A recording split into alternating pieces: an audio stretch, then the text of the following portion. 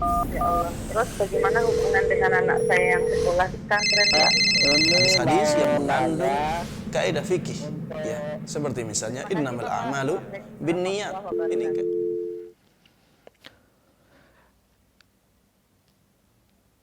Bismillahirrahmanirrahim.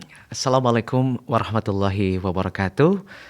Alhamdulillah wassalatu wassalamu ala rasulillah wa ala alihi wa sahbihi wa man walah. Ahlan wa sahlan wa marhaban bikum. Selamat berjumpa kembali pemirsa dan juga pendengar Fatwa TV dimanapun Anda semuanya berada.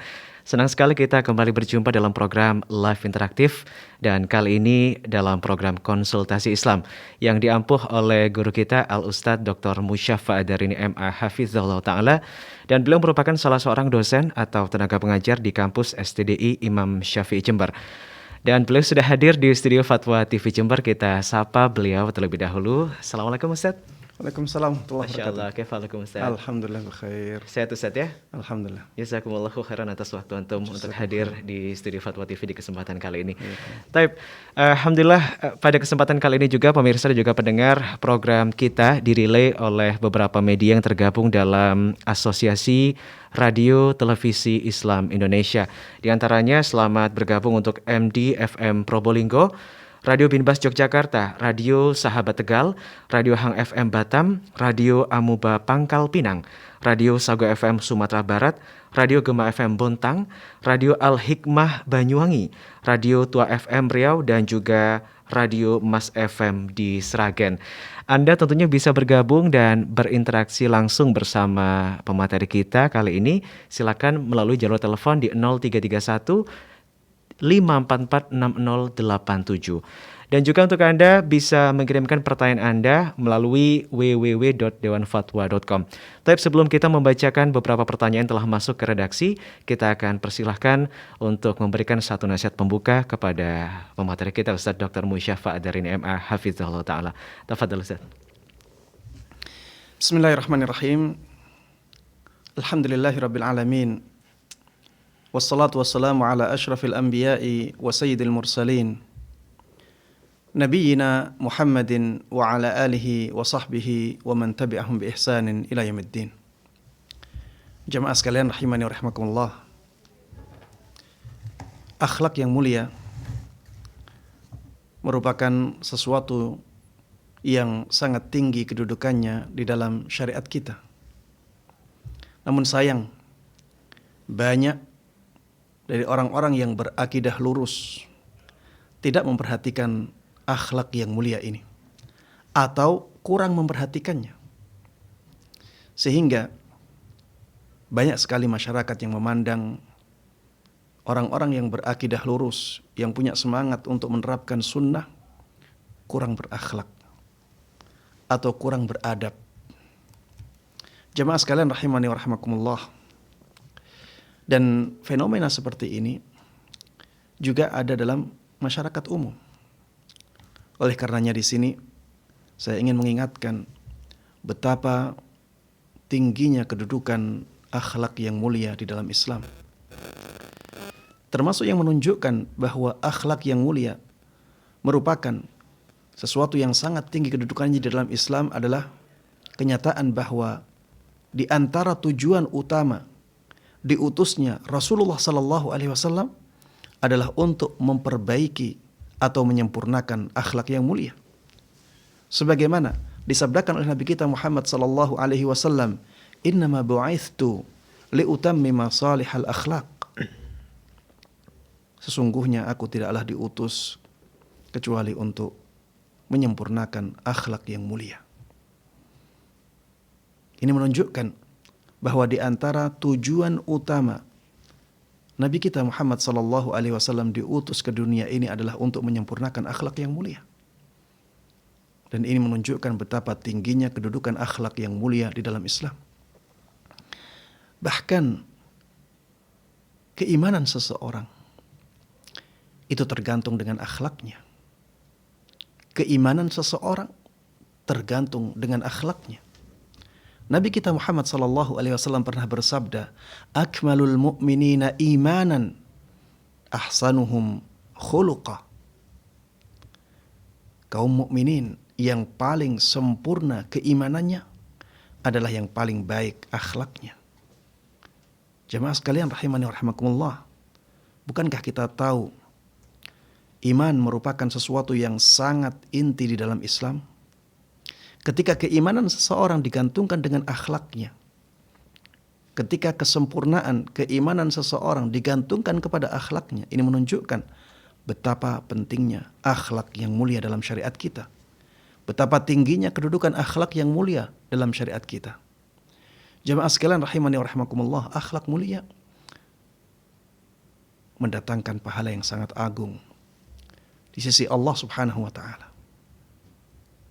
Pahalanya sangat agung sekali. Rasulullah sallallahu alaihi wasallam pernah menyabdakan, "Innal mu'min la yudriku bihusni khuluqihi darajatas shaim al-qa'im."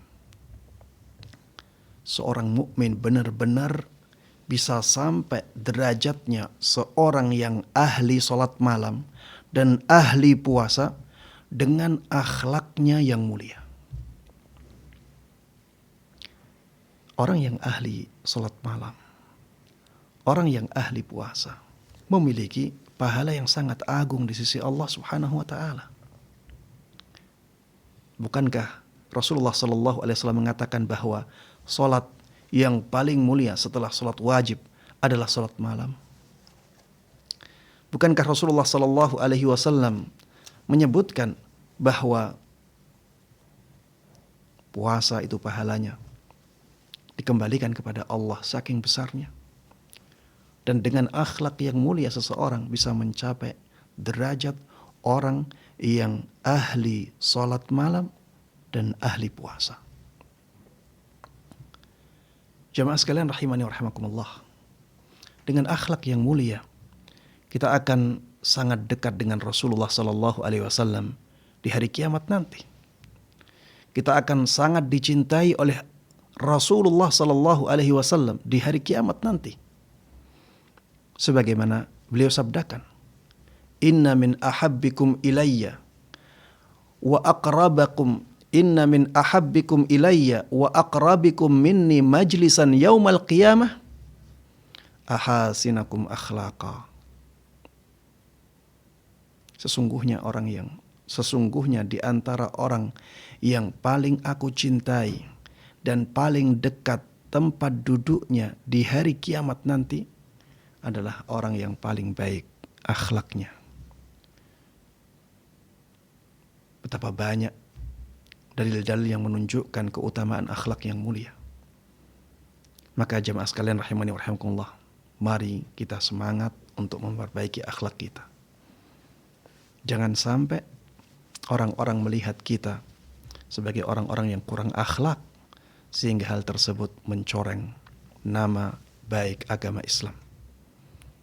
Hal tersebut mencoreng wajah yang indah dari agama Islam. Akhlak yang mulia menjadi penentu, termasuk salah satu penentu diterimanya dakwah seseorang. Allah Subhanahu wa taala menjadikan Rasulullah sallallahu alaihi wasallam sebagai orang yang akhlaknya sangat agung agar dakwah beliau diterima oleh masyarakatnya. Wa innaka la'ala khuluqin 'azim. Sesungguhnya engkau wahai Muhammad benar-benar berada di atas akhlak yang sangat agung. Dan itu sangat berpengaruh terhadap dakwah beliau. Bahkan jamaah sekalian rahimani wa rahimakumullah, orang-orang pembawa kebatilan pun akhirnya banyak diterima oleh masyarakat karena masyarakat melihat akhlaknya yang sangat mulia. Akhlak ini sangat mempengaruhi kecintaan seseorang kepada orang lain. Orang-orang akan sangat cinta. Orang-orang akan sangat terpengaruh oleh mereka yang berakhlak mulia. Makanya jangan sampai kita yang membawa kebenaran kurang akhlaknya. Harusnya kita yang membawa dakwah Nabi kita Muhammad sallallahu alaihi wasallam sesuai dengan pemahaman salaf benar-benar berakhlak yang mulia sebagaimana diinginkan oleh Nabi kita Muhammad sallallahu alaihi wasallam. Demikian jamaah sekalian rahimani wa rahimakumullah, pesan singkat ini mudah-mudahan bermanfaat dan diberkahi oleh Allah Subhanahu wa taala. Amin amin ya rabbal alamin. Wa sallallahu wasallam wa baraka ala nabiyyina Muhammadin wa ala alihi wa sahbihi wa man tabi'ahum bi ihsanin ila yaumiddin. Alhamdulillahi rabbil alamin. Masya Allah, jazakallahu khairan Ustaz atas satu nasihat pembuka yang disampaikan untuk pemirsa dan juga pendengar Fatwa TV dimanapun Anda semuanya berada. Tapi sekali lagi kami ingatkan untuk Anda pemirsa, Anda bisa bergabung, bertanya secara langsung kepada Ustadz berkaitan dengan konsultasi Islam. Tema kita di kesempatan kali ini, silakan di 0331 544 6087. Tapi sembari menantikan penelpon Ustadz, kita sudah memiliki beberapa pertanyaan yang sudah masuk ke meja redaksi Fatwa TV. Yang pertama dari Saudara Bima Arji Putra Ustadz di Kabupaten Ponorogo, Jawa Timur. Assalamualaikum Ustadz. Ustadz, saya mau bertanya, bolehkah seseorang menggunakan nama Jepang?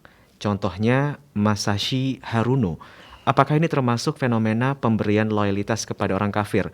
Soalnya menamai anak dengan nama orang kafir termasuk pemberian loyalitas kepada orang kafir. Syukran Ustaz. Baik. Waalaikumsalam warahmatullahi wabarakatuh. Ya, pertanyaan yang menarik dan memang sesuai dengan kenyataan yang ada di masyarakat saat ini. Jemaah sekalian rahimani rahimakumullah, memberikan nama untuk seorang anak yang itu adalah buah hati kita, bukan sesuatu yang bisa disepelekan. Jangan sampai kita meremehkan masalah ini. Di dalam Islam, pemberian nama sudah dijelaskan oleh Nabi kita Muhammad sallallahu alaihi wasallam. Rasulullah sallallahu alaihi wasallam misalnya menyabdakan, ahabbul asma'i ilallahi Abdullah wa Abdurrahman wa asdaquha Harithun wa Hammam. Nama yang paling dicintai oleh Allah Subhanahu wa taala adalah Abdullah dan Abdurrahman. Dan yang paling pas dengan keadaan manusia adalah Harithun, ya nama Harith, dan nama Hammam. Kalau pemberian nama tidak penting di dalam Islam, tentunya Rasulullah sallallahu alaihi wasallam tidak akan menjelaskan apa nama yang paling baik, apa nama yang paling pas, ya. Dan jemaah sekalian rahimani rahimakumullah, di antara yang menunjukkan bahwa pemberian nama ini sangat penting untuk kita perhatikan, ya. Nama ini akan selalu dibawa oleh anak, bahkan sampai di akhirat nanti dibawa oleh anak. Maka jangan sampai kita memilih nama-nama yang tidak tahu apa artinya, ya. Tidak tahu apakah itu dicintai oleh Allah Subhanahu wa taala ataukah tidak. Berikan nama yang terbaik untuk anak-anak kita. Dan jamaah sekalian rahimani wa rahimakumullah, jangan sampai kita mengikuti orang-orang yang tidak jelas dalam pemberian nama itu. Sekedar tren, ya, sekedar viral. Kemudian kita kasih nama anak tersebut. Apalagi bahasa Jepang. Kita apa tahu apa arti dari nama tersebut?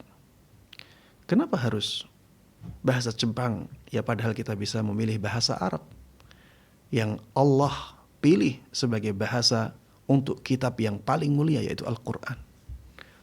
Allah pilih sebagai bahasa Nabi yang paling mulia, yaitu Nabi kita Muhammad sallallahu alaihi wasallam. Kenapa kita tinggalkan bahasa yang paling mulia ini? Kemudian kita beralih ke bahasa yang berada di bawahnya. Berikanlah anak kita nama-nama yang paling baik. Jemaah sekalian rahimani wa rahimakumullah. Tapi bukan berarti sekedar memberikan nama Jepang kepada anak kita, nama-nama orang kafir kepada anak kita, otomatis merupakan tindakan loyal kepada orang-orang kafir. Bukan berarti demikian, ya. Karena di antara orang-orang kafir ada nama-nama yang mubah, ya. Di antara orang-orang kafir ada nama-nama yang mubah. Nama-nama orang kafir juga ada yang bahkan baik. Ya, bukankah ketua orang munafik di Madinah namanya Abdullah? Ya, ada juga nama-nama yang tidak ada pertentangannya di dalam Islam yang dipakai oleh orang-orang kafir. Tapi jamaah sekalian rahimani wa rahimakumullah, kenapa kita harus meniru mereka? Kenapa harus memilih nama-nama mereka untuk anak-anak kita? Pakailah nama-nama orang-orang yang mulia. Kita berharap semoga anak-anak kita juga akan menjadi mulia dengan nama-nama tersebut. Dan coba bayangkan jamaah sekalian rahimani wa rahimakumullah, ketika anak kita nanti di akhirat dipanggil dengan nama itu. Dan bayangkan kalau kita memberikan nama terbaik untuk anak kita, kemudian di akhirat nanti dipanggil dengan nama terbaik itu. Coba bayangkan hal tersebut, ya. Karena pemberian nama tidak hanya untuk di dunia. Nanti akan kita bawa sampai di akhirat. Jangan sampai kita memberikan nama kepada anak kita dengan nama-nama yang tidak baik. Ya, demikian wallahu taala alam. Masya Allah, jazakumullahu khairan Ustaz atas satu jawabannya. Ustaz, apabila mungkin sudah terlanjur Ustaz memberikan nama tersebut dan mengetahui maknanya atau hukumnya ketika sudah dewasa, apakah tindakan mengganti nama itu dibenarkan Ustaz? Iya, kalau memang namanya itu benar-benar nama yang bertentangan dengan syariat Islam, maka harus diganti. Harus diganti walaupun sudah dewasa dan ada prosedur untuk penggantian nama itu. Tapi kalau misalnya ya nama-nama tersebut tidak ada pertentangannya dengan syariat Islam, maka tidak wajib untuk mengganti. Kalau ingin menggantinya silahkan. Ya, tapi tidak ada kewajiban ya karena memang tidak ada pertentangan dengan nilai-nilai Islam. Ya, wallahu taala. Nah, Ustaz, ini semoga menjawab pertanyaan saudara kita Bima Arji Putra di Ponorogo, Jawa Timur. Tapi kita ke pertanyaan berikutnya Ustaz dari saudara Rizali di Surakarta, Jawa Tengah. Assalamualaikum Ustaz. Izin bertanya, istri saya telah melakukan tindakan pidana penyalahgunaan harta perusahaan senilai 1,2 miliar rupiah tanpa sepengetahuan saya sebagai suaminya. Dan setelah kasus ini terkuak, saya mengajak istri untuk bertaubat dan menghampiri perusahaan untuk meminta maaf dan bahkan beritikat baik untuk melunasi hutang-hutang tersebut semampu saya sesuai dengan kemampuan saya mencicil sampai dengan selesai. Namun ternyata perusahaan tidak mau tahu dan tidak menerima itikat saya yang mencoba untuk berusaha melunasi karena melihat kemampuan saya, Ustaz. Mohon solusinya, Ustaz. Ya, jemaah sekalian rahimani rahimakumullah, ya masalah yang ya berat ya untuk dihadapi. Ini masalah kezaliman. Dan masalah kezaliman itu ada dua hak yang dilarang. Ada dua hak yang dilanggar. Ada hak Allah, ada hak manusia. Hak Allah subhanahu wa ta'ala bisa kita hilangkan, bisa kita hapus dengan beristighfar kepada Allah subhanahu wa ta'ala, meminta ampun kepada Allah subhanahu wa ta'ala, dan bertaubat. Dan Allah subhanahu wa ta'ala maha pengampun, Allah subhanahu wa ta'ala maha pemaaf, mencintai tindakan memaafkan orang lain. Dosa kita dengan Allah subhanahu wa ta'ala, apabila kita bertaubat dan kita benar-benar tulus dalam taubat kita, jujur dalam taubat kita, maka semuanya akan diampuni oleh Allah. Ya. Adapun kezaliman kita kepada manusia, maka ini tergantung manusia yang kita zalimi. Kalau dia tidak mau memaafkan, ya kita harus terima risikonya. Kalau misalnya pihak perusahaan tidak mau memaafkan tindakan tersebut, akhirnya membawa masalah ini ke meja hijau, yaitu resiko. Itu resiko yang harus ditanggung, yang harus diterima karena perbuatan kezaliman dia. Tidak ada kewajiban bagi orang yang dizalimi untuk memaafkan. Ya. Sehingga dari pihak perusahaan ketika tidak mau menerima permohonan maaf, maka itu hak mereka. Mereka tidak bersalah di situ karena mereka dizalimi. Ya. Jadi solusinya ya merayu perusahaan agar mau memaafkan dan menggugurkan gugatannya. Kalau tidak mau, ya, dan mereka harus membawa masalah tersebut ke meja hijau, maka resiko itu harus diterima dan mudah-mudahan bisa menjadi pelajaran berharga dalam kehidupan sehingga tidak diulangi hal-hal yang seperti itu lagi. Ya, wallahu taala alam. Taib Ustaz, jazakallahu khairan Ustaz atas satu nasihatnya, semoga bermanfaat untuk saudara kita Rizali di Surakarta, Jawa Tengah. Taib Ustaz, kita sudah ada penelpon yang masuk di 0331544687. Fatwa TV, Assalamualaikum. Waalaikumsalam. Dari Bapak Andri di Tangerang. Silakan Bapak pertanyaannya. Ya, Ustadz, saya mau nanya tentang masalah zakat barang dagangan ya Ustadz ya. Ya. Hukumnya apa sih Ustadz? Sama kayak zakat harta atau bukan ya? Terusnya nisabnya berapa dan bagaimana, saya bingung di barang dagangan saya ini kan hasilnya dan modalnya itu kan campur dengan satu rekening dengan tabungan ya Ustadz, yang tabungannya udah dijakatin ya Ustadz ya. Itu gimana cara baginya ya Ustadz ya? Baik. Itu saja Pak Andri pertanyaannya? Iya, itu aja. Baik, terima kasih. Iya. Kalau misalnya ya antara zakat mal dan zakat perdagangan ini dipisah, ya maka harus dihitung satu persatu. Ya. Zakat malnya dihitung. Kemudian zakat harta perdagangannya dihitung. Ini kalau dipisahkan.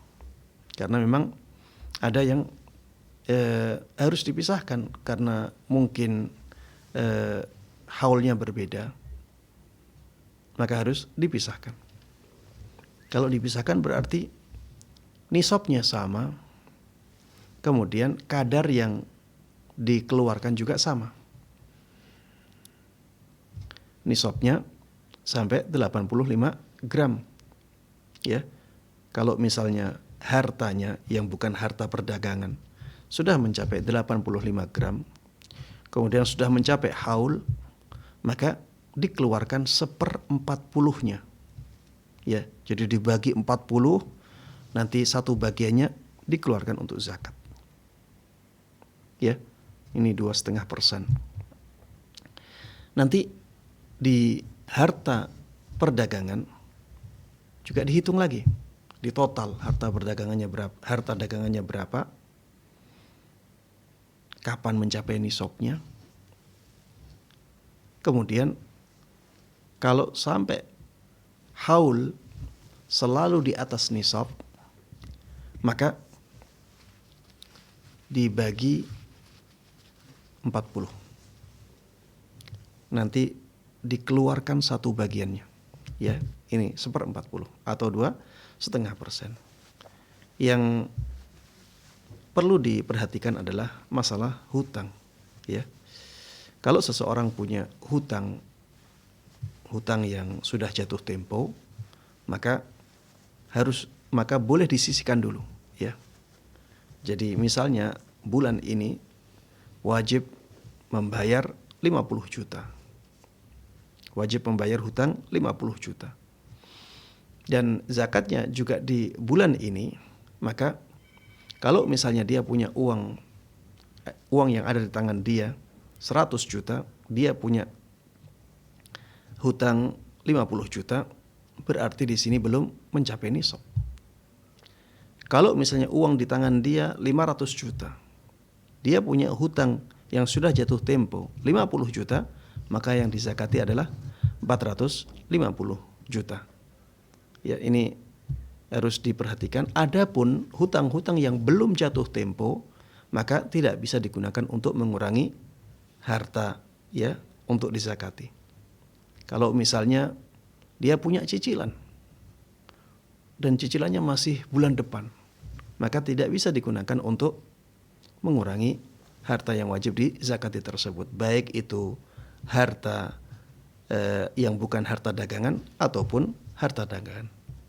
Kalau misalnya dia ingin menggabungkan karena memang haulnya sama, maka bisa digabungkan. Jadi harta dia yang bukan harta dagangan dihitung, harta dagangan dihitung, kemudian digabungkan, dijumlah, kemudian dikurangi hutang-hutang yang sudah jatuh tempo. Kemudian setelah itu diambil 2,5%-nya untuk diberikan kepada mereka yang berhak mendapatkan zakat ya. Dengan demikian lebih simpel ya. Dan ini kalau bisa digabungkan ya, karena ada beberapa keadaan yang tidak bisa digabungkan antara zakat harta dengan zakat perdagangan. Demikian wallahu taala alam. Masya Allah, jazakumullahu khairan Ustaz atas jawabannya untuk saudara kita Andri di Tangerang. Semoga bermanfaat. Tapi kita akan sapa ke penelpon berikutnya, sudah tersambung di line telepon. Fatwa TV, Assalamualaikum. Waalaikumsalam warahmatullahi wabarakatuh. Dari Bapak siapa, di mana Pak? Danis di Lampung nih. Bapak Danis di Lampung, silakan pertanyaannya. Ya. Waalaikumsalam warahmatullahi wabarakatuh. Danis di Lampung. Baik, mohon maaf Bapak, volume televisinya bisa dikecilkan terlebih dahulu. Iya, sebentar. Mau tanya ini Ustaz, zakat perhiasan itu kalau sampai nisab apa setiap tahun harus dikeluarkan itu? Yang pertama, yang kedua Ustaz, ada tanah wakaf, ya wakafkan untuk bangun pas pondok pesantren. Tapi karena kurang keuangan, sebagian tanah itu dikaplingkan, dijual untuk menjadikan bangunan itu. Bagaimana saya itu? Boleh nggak itu Ustaz? Mohon maaf Bapak, yang kedua pertanyaan bisa diulang Pak. Ada tanah wakaf? Ada tanah wakaf untuk pembangunan pondok pesantren. Tapi karena kita kekurangan dana untuk membangun pesantren itu, sebagian tanah itu dijual untuk dikapling, artinya untuk uangnya digunakan untuk pembangunan pondok itu, pembangunan itu bisa boleh Pak atau tidak Ustaz? Baik. Itu saja Bapak Danis Assalamualaikum pertanyaannya. warahmatullahi wabarakatuh. Waalaikumsalam warahmatullahi wabarakatuh. Tapi Ustaz, ada dua pertanyaan. Yang pertama berkaitan dengan zakat perhiasan. Jika sudah mencapai nisabnya, apakah perlu dikeluarkan setiap tahun Ustaz? Baik. Iya. Pertanyaan senada ini banyak sekali diajukan oleh para jamaah ya. Banyak dari kaum muslimin yang punya emas itu menyangka bahwa zakat emas itu hanya sekali seumur hidup. Ya. Banyak yang punya keyakinan demikian. Dan bahkan ya ada beberapa kelompok dari kaum muslimin yang memang mereka meyakini yang seperti ini. Katanya yang seperti itulah yang benar. Maka di sini perlu kita luruskan ya, bahwa pemahaman seperti ini adalah pemahaman yang tidak benar. Harta apapun ya, itu kalau sudah mencapai haul, sudah mencapai nisab dan sudah mencapai haulnya, maka wajib dizakati. Dan wajibnya zakat itu setiap tahun. Walaupun hartanya sama. Ya, walaupun hartanya sama. Makanya ada salah seorang sahabat Nabi Muhammad SAW yang memerintahkan kepada para wali anak yatim untuk memutar harta anak yatim yang diamanahkan kepada dia. Kemudian salah seorang sahabat tersebut mengatakan, jangan sampai harta tersebut habis oleh zakat. Jangan sampai harta tersebut habis oleh zakat. Kenapa? Karena zakat ini wajibnya tiap tahun. Kalau harta anak yatim yang diamanahkan kepada dia tidak diputar, sehingga tidak mengalami pertambahan, dia akan selalu dikurangi oleh harta zakat. Dan lama-kelamaan akan mencapai titik di mana harta tersebut tidak mencapai nisab. Ketika itulah tidak dikurangi zakat. Tapi yang jelas harta tersebut akan berkurang terus. Makanya ya ini jelas menunjukkan ya bahwa zakat harta ya itu harus diulang setiap tahun. Walaupun harta yang dizakati itu sama. Ya emas wajib dizakati setiap tahun. Harta dagangan ya juga demikian. Harus dizakati setiap tahun. Walaupun yang kita zakati itu, walaupun barang dagangan tersebut itu barang dagangan yang belum laku sampai setahun kemudian, tetap yang itu wajib dizakati ya, karena kewajiban zakat itu setiap tahun ya, setiap tahun sekali, asalkan dia mencapai nisab dan dia mencapai haulnya. Demikian Allah taala alam. Tapi Ustaz, ada 2 pertanyaan tadi Ustaz. Yang kedua ini ada sebuah tanah wakaf Ustaz untuk pembangunan sebuah pondok pesantren. Nah, untuk pembangunan ini mereka membutuhkan biaya sehingga berniat menjual sebagiannya untuk menutupi kekurangan pembangunan ponpes tersebut. Apakah hal ini diperbolehkan Ustaz? Taib jemaah sekalian rahimani wa rahimakumullah, ini juga masalah yang penting untuk diketahui ya, bahwa wakaf seperti ini apabila orang yang mewakafkan masih hidup dan dia merelakan hal tersebut, maka insya Allah tidak ada masalah. Karena dia tidak mengambil keuntungan sama sekali. Itu juga untuk Allah subhanahu wa ta'ala. Dan mungkin maslahatnya lebih besar.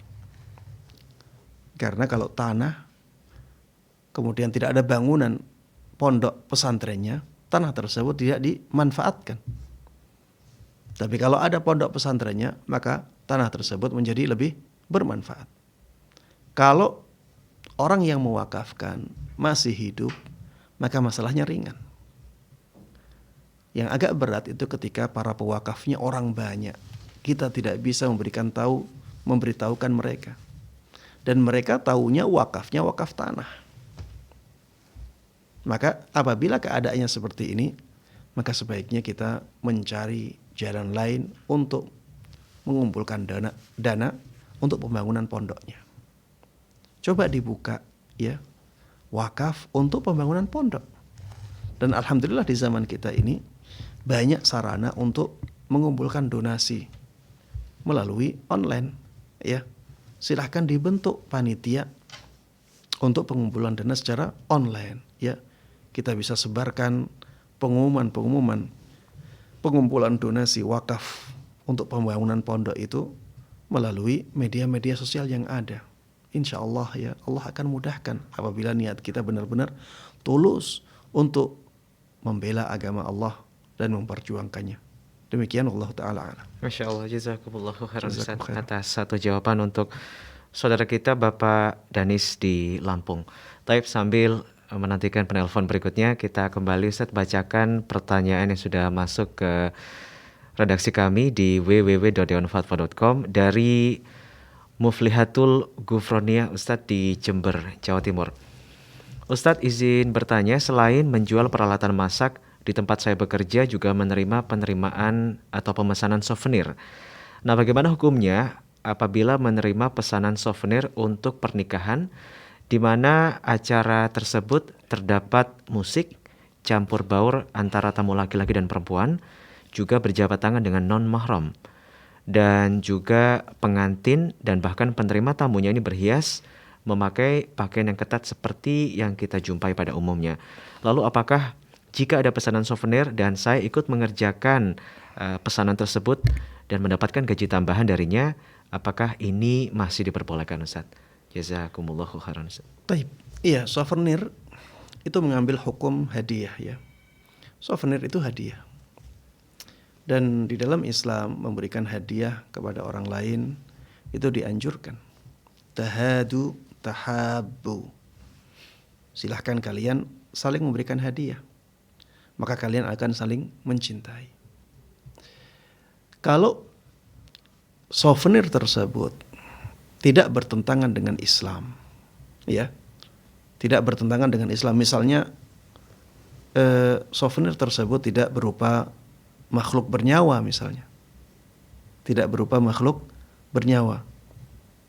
Kemudian misalnya di souvenir tersebut ada kata-kata dan kata-katanya tersebut tidak bertentangan dengan Islam, ya. Kemudian di dalam souvenir tersebut misalnya kegunaan dari souvenir tersebut kegunaan yang dibolehkan. Intinya tidak ada pertentangan dengan Islam pada souvenir itu. Maka wallahu ta'ala alam, pada asalnya ini dibolehkan. Pada asalnya ini dibolehkan. Asalkan akadnya hanya akad untuk jual beli souvenir. Ya. Adapun souvenir itu digunakan di acara-acara yang di dalamnya ada banyak kemaksiatannya, maka itu antara dia dengan Allah Subhanahu wa taala. Akad kita dengan dia adalah akad jual beli souvenir. Dan seperti itu, wallahu taala alam, pada asalnya dibolehkan. Ya. Pada asalnya dibolehkan. Berbeda kalau souvenirnya ada hal-hal yang dilarang di dalam Islam. Ya. Misalnya di dalam souvenirnya tersebut ada kata-kata yang bertentangan dengan Islam, ya. Souvenir tersebut digunakan untuk hal-hal yang tidak baik, ya, di masyarakat. Misalnya souvenir tersebut berupa hal-hal yang diharamkan atau di dalamnya ada sesuatu yang najis misalnya, ya. Maka pada souvenir-souvenir yang seperti ini kita tidak boleh berpartisipasi di dalamnya, ya. Karena walaupun ini hadiah, tapi hadiah tersebut dari hal-hal yang diharamkan di dalam Islam. Ya, demikian Allah taala alam. Baik Ustaz, jazakallahu khairan Ustaz. Semoga bermanfaat atas jawaban yang diberikan untuk saudari kita Muflihatul Ghufroniyah di Jember, Jawa Timur. Baik, sudah ada penelpon berikutnya, kita sapa. Assalamualaikum Fatwa TV. Waalaikumsalam warahmatullahi wabarakatuh. Dari Bapak siapa, di mana Pak? Saya dari Rasid Banjarmasin. Bapak Rashid di Banjarmasin. Silakan pertanyaannya Bapak Rashid. Yang pertama, halo Ustaz, Assalamualaikum Ustaz. Waalaikumsalam warahmatullahi wabarakatuh. Ya, silakan. Pertanyaan saya ada dua ini. Yang pertama gitu ya, kalau mensalatkan jenazah di Banjarmasin gitu ya, ini ada dua macam. Meletakkan mayatnya itu ada yang di sebelah kanan kepalanya, perempuan itu di sebelah kanan, tapi kalau laki-laki di sebelah kiri. Dari imam itu ya, posisi mayat ini, kalau kepalanya gitu ya, kalau untuk perempuan itu di sebelah kanan, terus kalau si mayat laki-laki itu di sebelah kiri. Ini apakah perbedaan ini apakah khilafiyah atau gimana Ustaz? Baik, yang kedua Bapak. Yang kedua gini ya, kalau saya, ini kebiasaan saya ya, dalam wudhu itu air mengalir gitu ya.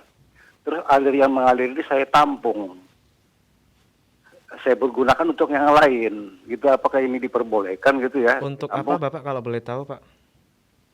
Ya macam-macam lah gitu ya, karena saya kan di tempat kamar mandi ini ya, berwudu itu ya. Jadi air yang saya tampung tadi yang berwudu, jadi saya tampung anunya kalau berwudu gitu ya, nggak terbuang airnya, itu saya tampung dan saya gunakan yang lain gitu, apakah ini diperbolehkan atau enggak gitu? Baik. Untuk keperluan lainnya Pak ya? Ya keperluannya ya macam-macam, seperti menyiram-nyiram di kamar mandi gitu ya.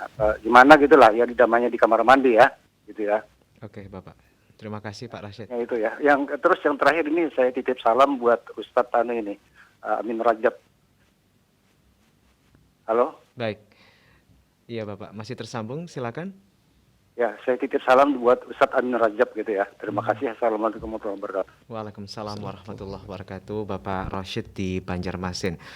Ustadz, ada entah ini kebiasaan atau apa Ustadz ya, mensolatkan jenazah, ada yang di sebelah kanan untuk perempuan dan sementara untuk jenazah laki-laki ini atau mayit laki-laki ini diletakkan di sebelah kiri kepalanya Ustadz. Apakah ini dibenarkan Ustadz? Iya, jemaah sekalian rahimani rahimakumullah, ya, sebenarnya hukum antara jenazah laki-laki dan perempuan dari posisi kepalanya itu sama ya. Dalam masalah posisi kepala, sebenarnya jenazah laki-laki dan jenazah perempuan itu sama. Yang menjadi perbedaan adalah ketika laki-laki disunahkan imam itu berada di depan atau sejajar dengan kepalanya, sedangkan yang perempuan itu di tengah.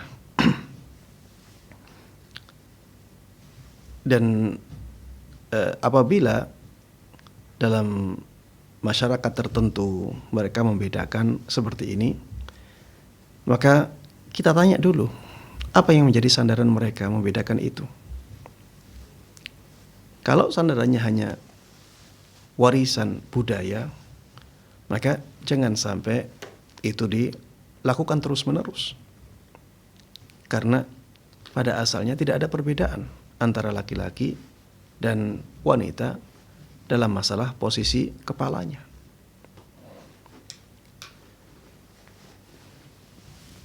Dan ini masalah agama, ya. Ini masalah agama, kita harus kembalikan kepada dasar agama, bukan kepada dasar adat kebiasaan masyarakat. Adat kebiasaan masyarakat itu bisa diakomodir ketika tidak bertentangan dengan agama. Mungkin ada yang bertanya, Ustadz, kalau misalnya sesekali seperti itu, atau karena ketidaktahuan, bukan karena meyakini itu yang lebih afdal. Jawabannya boleh-boleh saja. Ya, sebenarnya boleh-boleh saja. Tapi biasanya kalau itu dilakukan terus-menerus, biasanya ada keyakinan tertentu. Ya, biasanya ada keyakinan tertentu. Karena jemaah sekalian rahimani wa rahimakumullah, ketika kita mensolati jenazah, sebenarnya kita boleh meletakkan kepala jenazah baik di kiri ataupun di kanan. Karena itu sunnah saja, ya. Itu tidak wajib, ya. Itu sunnah. Sehingga kalau misalnya kita tinggalkan yang disunnahkan, maka tidak ada masalah. Hanya saja kalau dibedakan seperti itu berdasarkan adat, ini yang menjadi masalah. Kenapa adatnya seperti itu? Kenapa adatnya seperti itu? Kalau berdasarkan adat seperti itu, maka sebaiknya ditinggalkan, ya. Ditinggalkan dan disamakan antara laki-laki dan perempuan dalam masalah posisi kepalanya. Ya, demikian, wallahu taala a'lam. Tapi Ustadz, kita ke pertanyaan kedua masih dari Bapak Rashid, Ustadz. Ini berkaitan dengan beliau memiliki kebiasaan menampung air bekas wudhu dan itu dipergunakan untuk hal-hal lainnya, Ustadz. Apakah ini diperbolehkan, Ustadz? Ya, ini menurut pendapat yang paling kuat dalam masalah ini diperbolehkan. Ya, diperbolehkan karena air yang kita pakai untuk wudhu, ya, selama tidak berubah sifat-sifatnya, dari bau, dari warna, dari rasa, maka tetap dianggap suci dan mensucikan. Ya, tetap dianggap suci dan bisa mensucikan.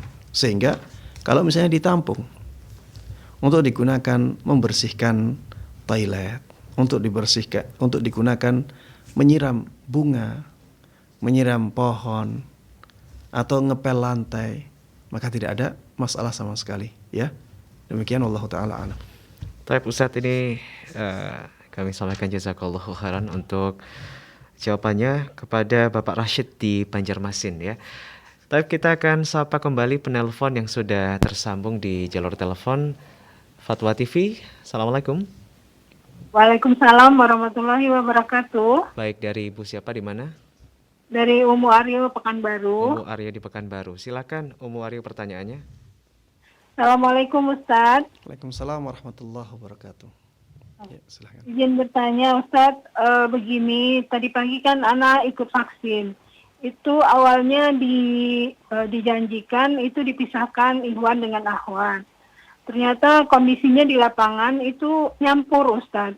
Dan nakesnya pun Ikhwan gitu. Laki-laki gitu, bukan ini. Jadi akhirnya karena sudah dari pagi kita antri, terus kita juga nggak tahu pas udah nyampe di sana ternyata itu laki-laki nakesnya semua. Jadi untuk mundur lagi itu nggak ini Ustadz. Akhirnya kita vaksin dengan membuka aurat itu, apakah udah termasuk darurat Ustadz? Baik. Itu saja Umu Aryo pertanyaannya. Iya. Assalamualaikum. Waalaikumsalam warahmatullahi wabarakatuh. Iya. Baik Ustaz, silakan. Jamaah sekalian rahimani wa rahimakumullah. Iya, memang yang seperti ini banyak terjadi, ya.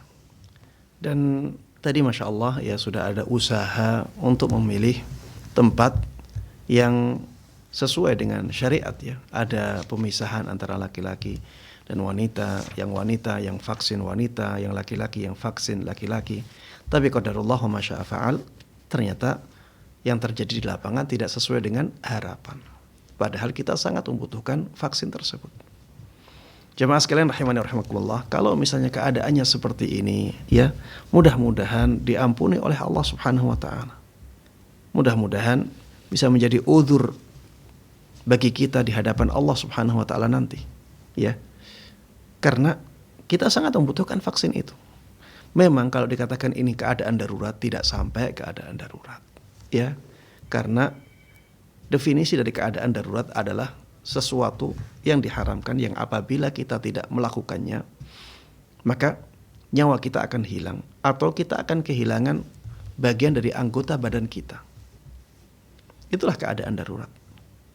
Dan pada kasus yang ditanyakan tidak ada keadaan yang seperti itu. Tapi ini masuk dalam keadaan hajah mulihah atau hajah massa, kebutuhan yang sangat mendesak. Dan kebutuhan yang sangat mendesak ini bisa mengambil hukum darurat. Ya. Al-hajatu tunazzal manzilatat darurah. Keadaan kebutuhan yang sangat mendesak itu bisa disamakan dengan keadaan darurat, ya. Sehingga karena sudah seperti itu, sudah ada usaha untuk memilih tempat yang baik, tapi qadarullah wa masya'a fa'al, kejadiannya seperti itu, mudah-mudahan diampuni oleh Allah Subhanahu wa taala, dan jangan lupa untuk memperbanyak istighfar atas kejadian yang terjadi, ya. Wallahu taala a'lam. Taib, jazakallahu khairan Ustaz atas jawabannya untuk Umu Arya di Pekanbaru. Tapi kita Masya Allah Ustaz ya, sudah banyak fenomena yang kita lihat di masyarakat, penyedia layanan vaksin ini bahkan memberikan bilik khusus Ustaz bagi mereka yang berhijab. Kita sangat apresiasi sekali. Semoga juga bisa diterapkan di area-area lainnya di Indonesia. Kita akan sapa kembali yang sudah bergabung di line telepon pada kesempatan kali ini, Fatwa TV. Assalamualaikum. Ya. Fatwa TV, Assalamualaikum. Waalaikumsalam warahmatullahi wabarakatuh. Dari Ibu siapa, di mana? Rusmini dari Pacitan. Silakan Ibu pertanyaannya.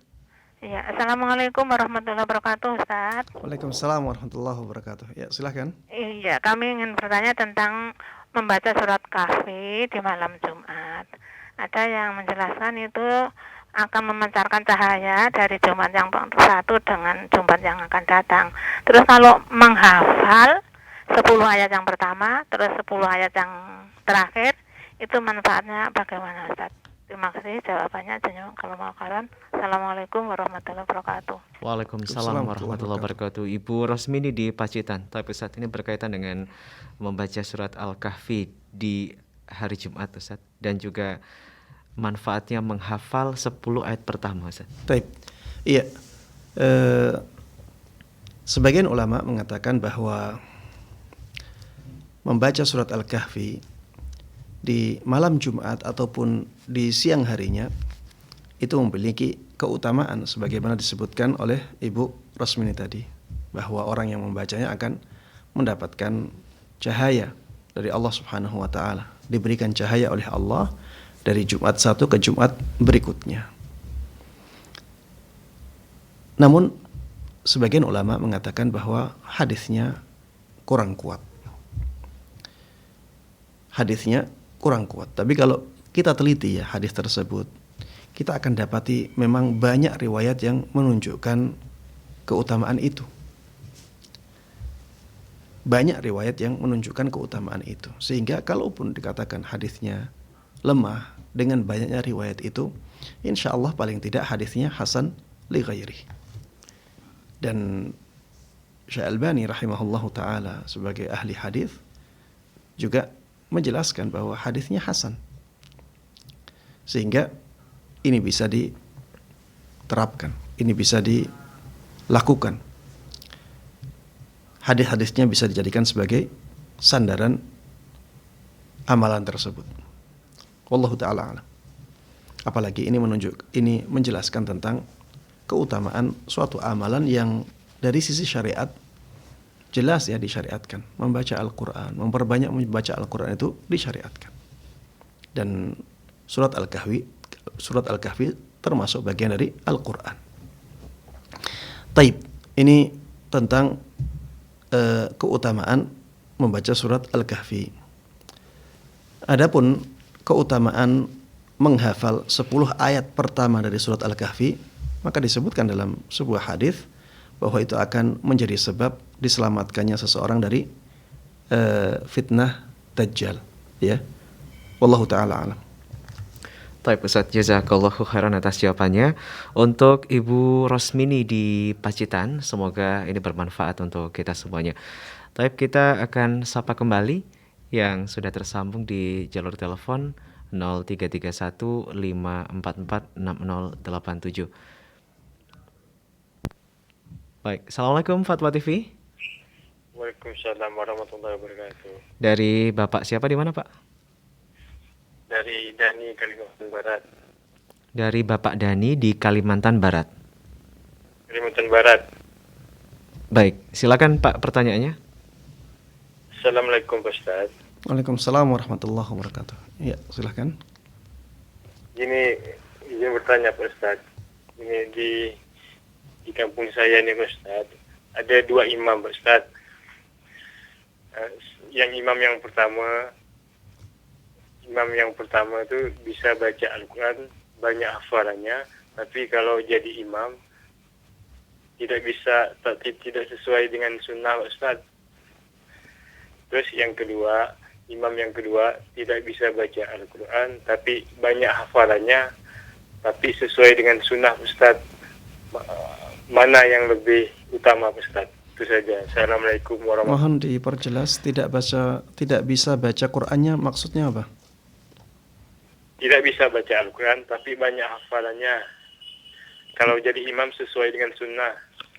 Itu saja, Ustaz. Maksudnya banyak hafalan surat-surat pendeknya seperti itu, Pak? Iya. Tapi sholatnya sesuai dengan sunnah?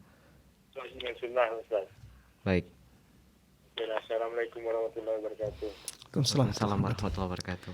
Taib, jemaah sekalian rahimani wa rahimakumullah. Ini ada 2 imam ya, mana yang lebih utama? Sebenarnya pertanyaannya kurang detail ya. Penjelasan tentang imam yang sesuai dengan sunnah, punya banyak hafalan, tapi tidak bisa membaca Al-Quran. Maksudnya tidak bisa membaca Al-Quran ini, apakah bacaan Al-Qurannya itu sampai mengubah maknanya, ataukah tidak terdengar indah, atau suaranya tidak bagus. Karena ya bisa jadi sebenarnya seseorang bacaannya sudah memenuhi syarat, tapi orang awam tidak tahu bacaan yang memenuhi syarat itu bagaimana, yang tidak memenuhi syarat itu bagaimana. Orang awam mungkin taunya ini suaranya indah, kalau membaca Quran enak didengar. Padahal patokan bacaan Al-Quran bukan hanya suaranya enak didengar, lagunya bagus, indah. Tidak hanya itu. Yang lebih penting adalah makhrajnya. Yang lebih penting adalah makhrajnya, juga panjang pendeknya. Kalau misalnya imam yang tadi yang kalau menjadi imam, bisa menjadi imam sesuai dengan sunnah, dia banyak hafalan, bacaan Al-Qur'annya memenuhi syarat, walaupun terdengar kurang enak, maka dia yang lebih berhak untuk menjadi imam. Ya, memenuhi syarat maksud saya adalah bacaannya tidak sampai mengubah makna. Kesalahan-kesalahan yang ada dalam bacaannya tidak sampai mengubah makna. Maka dia yang lebih berhak. Karena dia punya hafalan juga banyak. Dan dia sesuai dengan sunnah. Selama bacaannya sudah memenuhi syarat, walaupun tidak atau kurang enak didengar, maka dia tetap yang lebih berhak untuk menjadi imam. Karena dia punya kelebihan tadi. Sesuai dengan sunnah Nabi Muhammad SAW. Adapun imam yang kedua, ya, banyak melakukan hal-hal yang tidak sesuai dengan tuntunan, dan bisa jadi dia melakukan hal-hal yang masuk dalam kategori kesyirikan, dan ini membahayakan keislaman seseorang. Walaupun dia bacaan Al-Qur'annya indah, bagus, tapi biasanya orang-orang yang tidak sesuai dengan sunnah, ya, itu banyak terjatuh ke dalam tindakan-tindakan yang membahayakan keislamannya. Maka tetap ya yang sesuai dengan sunnah asalkan bacaannya memenuhi syarat dan dia punya hafalan banyak, itu yang lebih dikedepankan. Demikian, wallahu taala a'lam. Baik Ustaz, jazakumullahu khairan atas jawabannya. Dan pertanyaan tadi sekaligus mengakhiri program live interaktif konsultasi Islam kali ini. Insya Allah pemirsa juga pendengar Anda bisa menyaksikan program live interaktif Fatwa TV dari hari Senin sampai dengan hari Jumat di waktu yang sudah kami informasikan. Anda juga bisa akses informasi berkaitan dengan Dewan Fatwa dan juga Fatwa TV di www.dewanfatwa.com. Jangan lupa juga untuk follow media sosial kami di YouTube Fatwa TV Official dan juga Facebook, Instagram, Telegram dan juga Twitter di @dewanfatwa.pa. Sampai berjumpa kembali. Terima kasih. Kami pamit undur diri. Wassalamualaikum warahmatullahi wabarakatuh. Ya Allah. Terus bagaimana hubungan dengan anak saya yang sekolah di pesantren, Pak? Hadis yang mengandung kaidah fikih, ya, seperti misalnya innamal a'malu binniyat. Ini